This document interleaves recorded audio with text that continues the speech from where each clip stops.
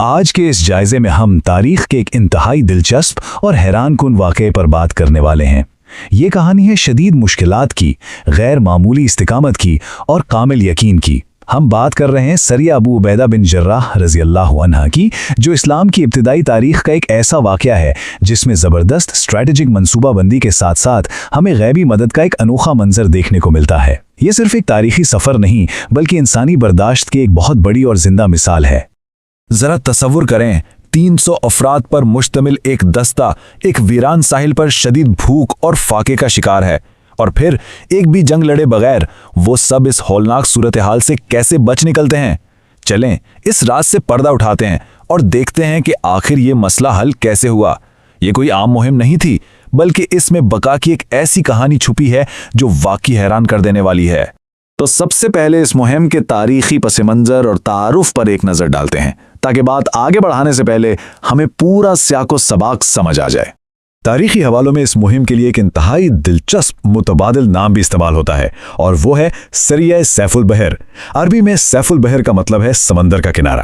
چونکہ اس دستے کا راستہ براہ راست ساحل سمندر کے ساتھ ساتھ تھا، اس لیے اسے یہ نام دیا گیا۔ اس نام سے ہی ہمیں ان کے سفر کی سمت اور جغرافیائی محل وقوع کا بخوبی اندازہ ہو جاتا ہے۔ اور یہ واقعہ پیش کب آیا؟ یہ بات ہے ہجرت کے 6 سال یعنی 6 ہجری کی۔ اس ٹائم لائن کو ذہن میں رکھنا بہت ضروری ہے، کیونکہ 6 ہجری وہ دور تھا جب مسلمانوں کو ریاست کے دفاع، تجارتی راستوں کے تحفظ اور دشمن کی نقل و حرکت پر نظر رکھنے کے لیے انتہائی محتاط اور چوکس رہنا پڑتا تھا۔ اب دیکھتے ہیں کہ اس مہم کا باقاعدہ آغاز کیسے ہوا اور وہ کیا سنگین بحران تھا جس نے اچانک اس پورے سفر کا رخ ہی بدل دیا۔ اس مہم کا پیمانہ کوئی چھوٹا نہیں تھا۔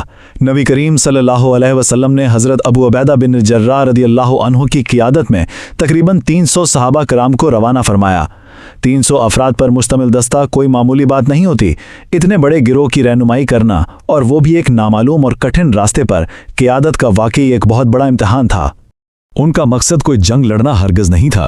انہیں دراصل ایک انتہائی اہم اسٹریٹجک مشن سونپا گیا تھا، اور وہ تھا قریش کے تجارتی قافلوں کی نگرانی کرنا اور دشمن کی نقل و حرکت پر مسلسل نظر رکھنا۔ مقصد بس یہ تھا کہ علاقے میں امن قائم رہے اور کسی بھی ممکنہ خطرے کی پیشگی اطلاع مل سکے۔ اس پورے سفر کو ہم 3 مرحلوں میں سمجھ سکتے ہیں۔ پہلا مرحلہ مدینہ سے روانگی، جو کہ بالکل معمول کے مطابق تھی۔ دوسرا مرحلہ ساحل کی طرف، وہ طویل اور تھکا دینے والا سفر جہاں جغرافیائی سختیاں شروع ہوئی۔ اور پھر آیا تیسرا اور سب سے خطرناک مرحلہ۔ جیسے جیسے دن گزرتے گئے، ان کے پاس موجود راشن تیزی سے ختم ہونے لگا اور خوراک کی شدید قلت پیدا ہو گئی۔ حالات اس قدر سنگین ہو گئے کہ واقعی کھانے کو کچھ نہ بچا۔ صحابہ کرام کو شدید بھوک اور کمزوری کا سامنا کرنا پڑا۔ ذرا سوچیں، ایک سنسان ساحلی علاقہ جہاں دور دور تک کوئی آبادی نہ ہو، وہاں 300 مضبوط افراد کا خوراک سے مکمل طور پر محروم ہو جانا کس قدر خوفناک بحران تھا۔ یہ بقا کی ایک انتہائی کڑی جنگ بن چکی تھی۔ اور پھر جب انسان کے تمام مادی اسباب ختم ہو جاتے ہیں، تو پھر سمندر کی طرف سے ایک ایسی غیبی مدد آتی ہے جس کی شاید کسی نے توقع بھی نہیں کی تھی۔ جی ہاں، وہ مدد ایک بالکل ہی غیر متوقع شکل میں ان کے سامنے تھی۔ سمندر کے کنارے انہیں ایک بہت بڑی مچھلی ملی جسے امبر کہا جاتا ہے۔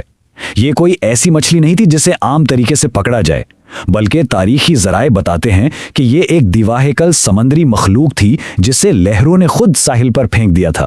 اس نے سب کو حیران کر کے رکھ دیا۔ یہ محض ایک اتفاق نہیں بلکہ ایک معجزاتی رزق تھا۔ ایک ہی دیوہکل مچھلی نے 300 لوگوں کو کئی دن تک وافر خوراک فراہم کی اور یقینی طور پر ان سب کو فاقہ کشی سے ہلاک ہونے سے بچا لیا۔ یہ واقعہ مستند احادیث میں بھی بہت مشہور ہے، اور اسے اللہ کی طرف سے غیبی مدد کی ایک انتہائی شاندار مثال سمجھا جاتا ہے۔ اب باری آتی ہے اس مہم کے نتائج کی۔ اس معجزے کے بعد جب ان تمام افراد کی جسمانی طاقت مکمل طور پر بحال ہو گئی، تو یہ مشن اپنے اختتام کی طرف کیسے بڑھا؟ انہوں نے اپنا مشن بڑی کامیابی سے پورا کیا۔ سب سے پہلے انہوں نے علاقے کا مکمل جائزہ لیا، یعنی اپنا انٹیلیجنس کا کام بخوبی انجام دیا۔ دوسرا اہم نقطہ یہ کہ قریش کے ساتھ کسی قسم کی کوئی جنگ یا خونریزی نہیں ہوئی، اور پھر وہ اپنا مقصد حاصل کر کے بالکل خیر و عافیت سے واپس مدینہ لوٹ آئے۔ یہ ایک شاندار اور